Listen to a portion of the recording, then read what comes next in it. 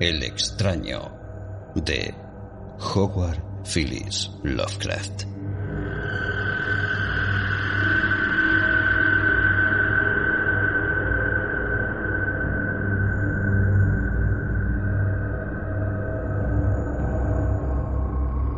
Desdichado aquel a quien sus recuerdos infantiles solo traen miedo y tristeza. Desgraciado aquel que vuelve la mirada hacia horas solitarias en vastos y lúgubres recintos de cortinajes marrones y alucinantes hileras de antiguos volúmenes, o hacia pavorosas vigilias a la sombra de árboles descomunales y grotescos, cargados de enredaderas que agitan silenciosamente en las alturas sus ramas retorcidas, tales que los dioses me destinaron, a mí, el aturdido, el frustrado, el estéril, el arruinado. Y sin embargo me siento extrañamente satisfecho y me aferro con desesperación a esos recuerdos marchitos cada vez que mi mente amenaza con ir más allá, hacia el otro lado. No sé dónde nací, salvo que el castillo era infinitamente horrible, lleno de pasadizos oscuros y con altos cielos rasos, donde la mirada solo hallaba telarañas y sombras. Las piedras de los agrietados corredores estaban siempre odiosamente húmedas, y por doquier se percibía un olor maldito, como de pilas de cadáveres de generaciones muertas. Jamás había luz, por lo que solía encender velas y quedarme mirándolas fijamente en busca de alivio. Tampoco afuera brillaba el sol, ya que esas terribles arboledas se elevaban por encima de la torre más alta. Una sola. Una torre negra sobrepasaba el ramaje y salía al cielo abierto y desconocido, pero estaba casi en ruinas, y solo se podía ascender a ella por un escarpado muro, poco menos que imposible de escalar.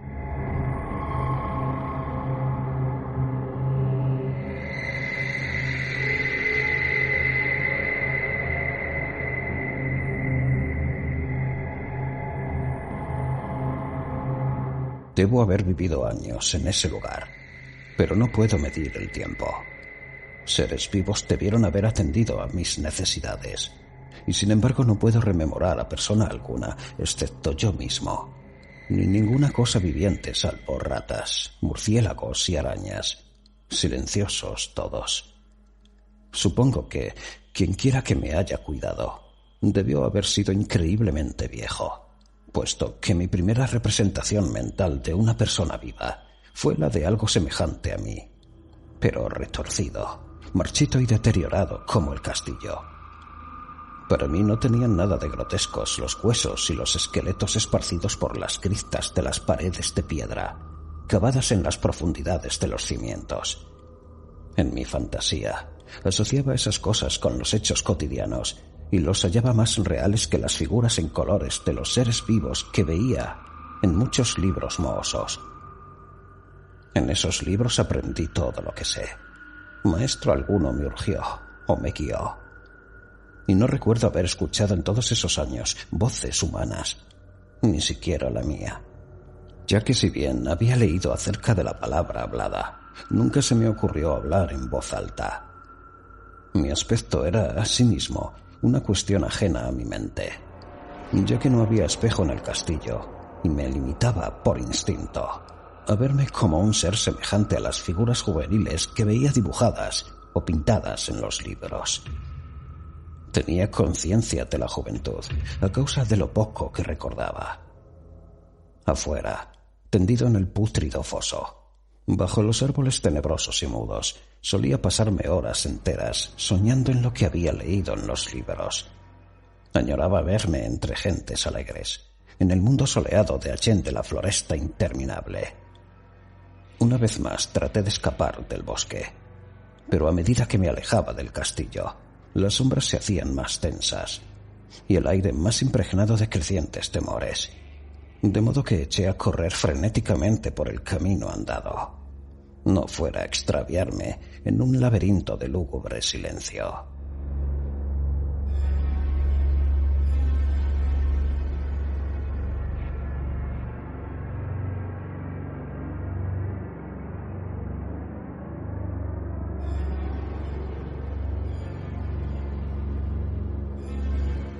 Y así, a través de crepúsculos sin fin, soñaba y esperaba, aun cuando no supiera qué. Hasta que en mi negra soledad, el deseo de luz se hizo tan frenético que ya no pude permanecer inactivo. Y mis manos suplicantes se elevaron hacia esa única torre en ruinas que por encima de la arboleda se hundía en el cielo exterior e ignoto. Y por fin resolví escalar la torre, aunque me cayera, ya que mejor era vislumbrar un instante de cielo y perecer que vivir sin haber contemplado jamás el día. A la húmeda luz crepuscular subí los vetustos peldaños de piedra hasta llegar al nivel donde se interrumpían. Y de allí en adelante, trepando por pequeños entrantes donde apenas cabía un pie, seguí mi peligrosa ascensión.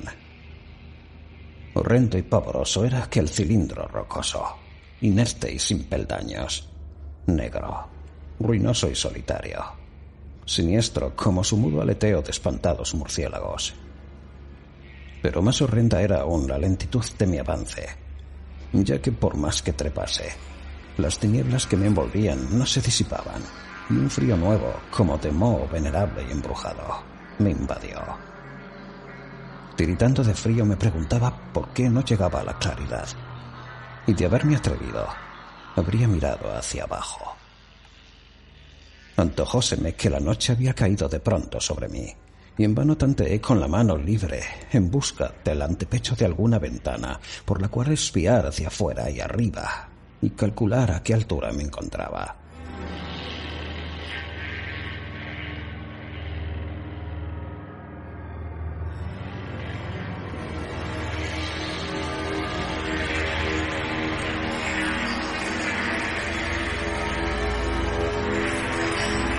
De pronto, al cabo de una espantosa e interminable ascensión, a ciegas por aquel precipicio cóncavo y desesperado, sentí que la cabeza tocaba algo sólido.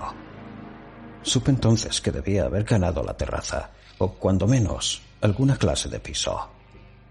Alcé la mano libre, y en la oscuridad palpé el obstáculo, descubriendo que era de piedra inamovible.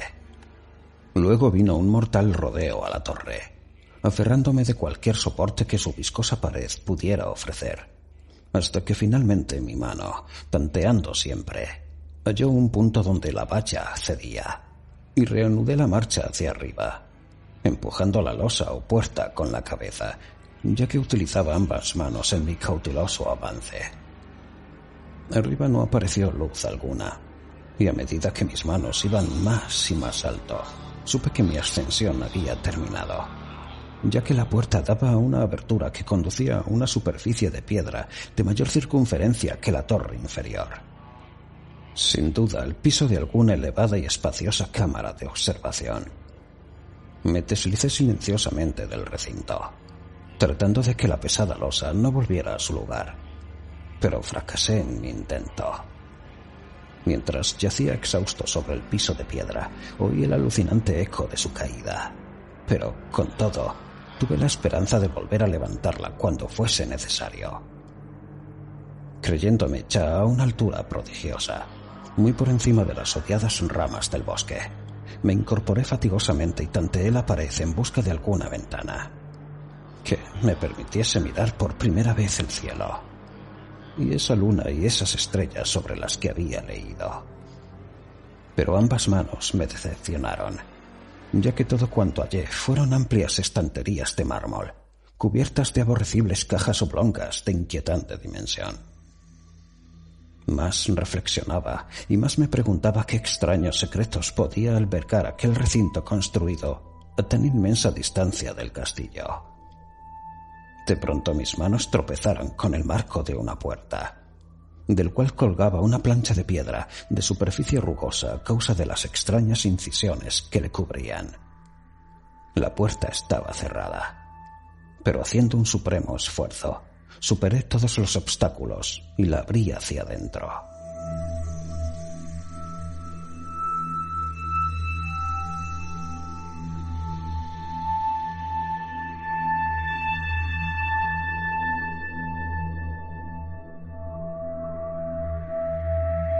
Hecho esto, invadióme el éxtasis más puro jamás conocido. A través de una ornamentada verja de hierro y en el extremo de una corta escalinata que ascendía desde la puerta recién descubierta, brillando plácidamente en todo su esplendor, estaba la luna llena, a la que nunca había visto antes, salvo en sueños y vagas visiones que no me atrevería a llamar recuerdos. Seguro que ahora había alcanzado la cima del castillo. Subí rápidamente los pocos peldaños que me separaban de la verja. Pero en eso, una nube tapó la luna, haciéndome tropezar, y en la oscuridad tuve que avanzar con mayor lentitud. Estaba todavía muy oscuro cuando llegué a la verja, que hallé abierta tras un cuidadoso examen, pero que no quise trasponer por temor de precipitarme desde la increíble altura que había escalado. Luego volvió a salir la luna. De todos los impactos imaginables, ninguno tan demoníaco como el de lo insondable y lo grotescamente inconcebible. Nada de lo soportado antes podía compararse con el terror de lo que ahora estaba viendo, de las extraordinarias maravillas que el espectáculo implicaba. El panorama en sí era tan simple como asombroso, ya que consistía meramente en esto. Luego de una impresionante perspectiva de copas de árboles, vistas desde una altura imponente, extendíase a mi alrededor, al mismo nivel de la verja, nada menos que la tierra firme, separada en compartimentos diversos por medio de lajas de mármol y columnas, y sombreada por una antigua iglesia de piedra, cuyo devastado capitel brillaba fantasmagóricamente a la luz de la luna.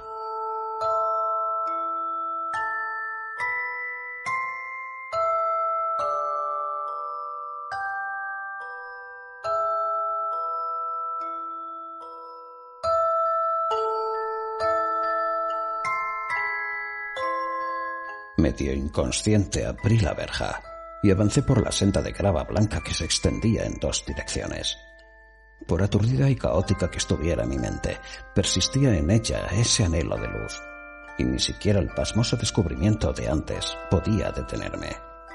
No sabía, ni me importaba, si mi experiencia era locura, enajenación o magia, pero estaba resuelto a ir en pos de la luminosidad y la alegría a toda costa. No sabía quién o qué era yo, ni cuáles podían ser mi ámbito o mis circunstancias. Sin embargo, a medida que proseguía en mi tambaleante marcha, se insinuaba en mí una especie de tímido recuerdo latente que hacía mi avance no del todo fortuito. Pasada la zona de lajas y columnas, traspuse una arcada y eché a andar sin rumbo fijo por campo abierto. Unas veces sin perder de vista el camino, otras abandonándolo para internarme, lleno de oscuridad, en las praderas en las que sólo alguna ruina ocasional revelaba la presencia, en tiempos remotos, de una senda olvidada. En un momento dado, tuve que cruzar a nado un rápido río, cuyos restos de mampostería agrietada y mohosa hablaban de un puente mucho tiempo atrás desaparecido. Habrían transcurrido más de 2 horas, cuando de repente llegué a lo que verdaderamente era mi meta. Un castillo venerable, cubierto de hiedra, enclavado en un parque de espesa arboleda, de alucinante familiaridad para mí, y, sin embargo, lleno de intrigantes novedades. Vi que el foso había sido rellenado y que varias de las torres que yo conocía estaban demolidas, al mismo tiempo que se erguían nuevas alas que confundían al espectador. Pero lo que observé con el máximo interés y deleite fueron las ventanas abiertas, inundadas de esplendorosa claridad que enviaban al exterior ecos de la más alegre de las francachelas. Adelantándome hacia una de ellas, miré el interior y vi un grupo de personas extrañamente vestidas, que departían entre sí con gran jarana. Como jamás había oído voz humana, apenas sí podía adivinar vagamente lo que decían. Algunas caras tenían expresiones que despertaban en mí remotísimos recuerdos. Otras me eran absolutamente ajenas.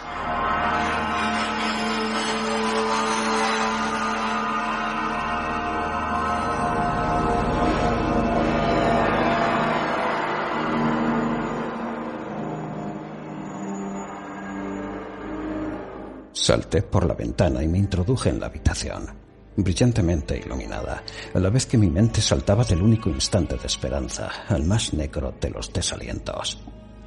La pesadilla no tardó en venir, ya que, no bien entré, se produjo una de las más aterradoras reacciones que hubiera podido concebir. No había terminado de cruzar el umbral cuando cundió entre todos los presentes un súbito e inesperado pavor de horrible intensidad que distorsionaba los rostros y arrancaba de todas las gargantas los chillidos más espantosos.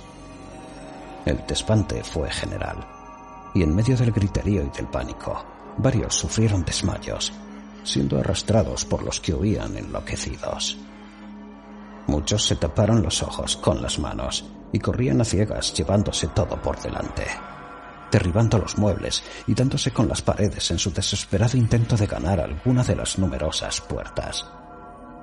Solo y aturdido en el brillante recinto, escuchando los ecos cada vez más apagados de aquellos espeluznantes gritos, comencé a temblar, pensando qué podía ser aquello que me acechaba sin que yo lo viera. A primera vista parecía vacío, pero cuando me dirigí a una de las alcobas creí detectar una presencia, un amago de movimiento del otro lado de un arco dorado que conducía a otra habitación, similar a la primera. A medida que me aproximaba a la arcada, comencé a percibir la presencia con mayor nitidez, y luego, con el primero y último sonido que jamás emití, un aullido que me repugnó casi tanto como su morbosa causa, contemplé en toda su horrible intensidad el inconcebible, indescriptible, inenarrable monstruo que, por obra de su mera aparición, habría convertido una alegre reunión en una horda de delirantes fugitivos. No puedo decir siquiera aproximadamente a qué se parecía, pues era un compuesto de todo lo que es impuro, pavoroso, indeseado, anormal y detestable. Era una fantasmagórica sombra de podredumbre, decrepitud y desolación, la pútrida y viscosa imagen de lo dañino, la atroz desnudez de algo que la tierra misericordiosa debería ocultar por siempre jamás. Dios sabe que no era de este mundo, o al menos había dejado de serlo. Y sin embargo, con enorme horror de mi parte, pude ver en sus rasgos carcomidos, con huesos que se entreveían, una lejana y repulsiva reminiscencia de formas humanas, y en sus enmohecidas y destrozadas ropas, una indecible cualidad que me estremecía más aún.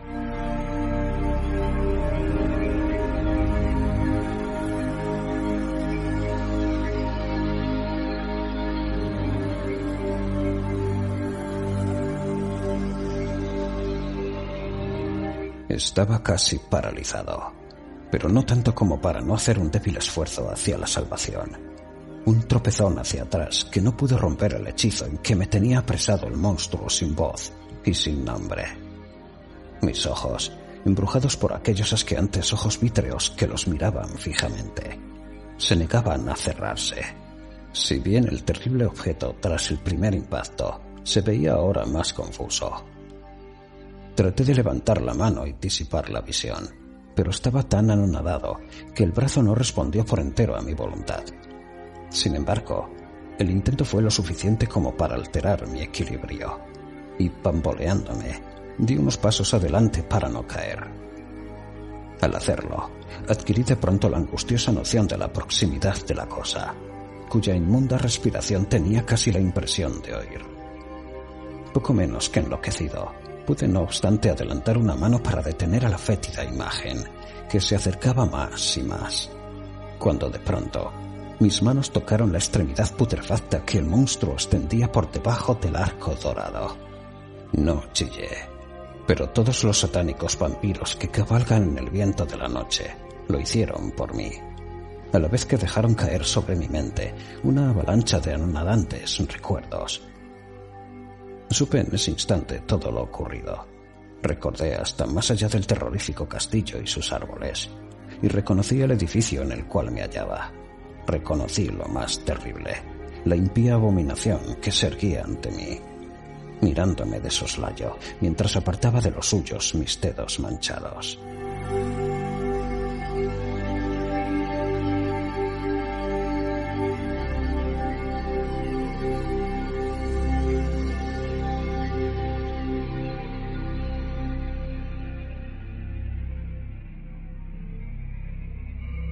Pero en el cosmos existe el bálsamo además de la amargura, y ese bálsamo es el olvido. En el supremo horror de ese instante, olvidé lo que me había espantado, y el estallido del recuerdo se desvaneció en un caos de reiteradas imágenes. Como entre sueños, salí de aquel edificio fantasmal y execrado, y eché a correr rauda y silenciosamente bajo la luz de la luna. Cuando retorné al mausoleo y descendí los peldaños, encontré que no podía mover la trampa de piedra, pero no lo lamenté, ya que había llegado a odiar el viejo castillo y sus árboles. Ahora cabalgo junto a los fantasmas, burlones y cordiales, al viento de la noche, y durante el día juego entre las catacumbas de Nefren Ka, en el desconocido y recóndito valle de Hadod, a orillas del Nilo. Sé que la luz no es para mí, salvo la luz de la luna sobre las tumbas de roca de Nev, como tampoco es para mí la alegría, salvo las innominadas fiestas de Nitocris bajo la Gran Pirámide. Y sin embargo, en mi nueva y salvaje libertad, agradezco casi la amargura de la alienación. Pues, aunque el olvido me ha dado la calma, no por eso ignoro que soy un extranjero, un extraño a este siglo y a todos los que aún son hombres. Esto es lo que supe desde que extendí mis dedos hacia esa cosa abominable surgida en aquel gran marco dorado. Desde que extendí mis dedos y toqué una fría e inexorable superficie de pulido espejo.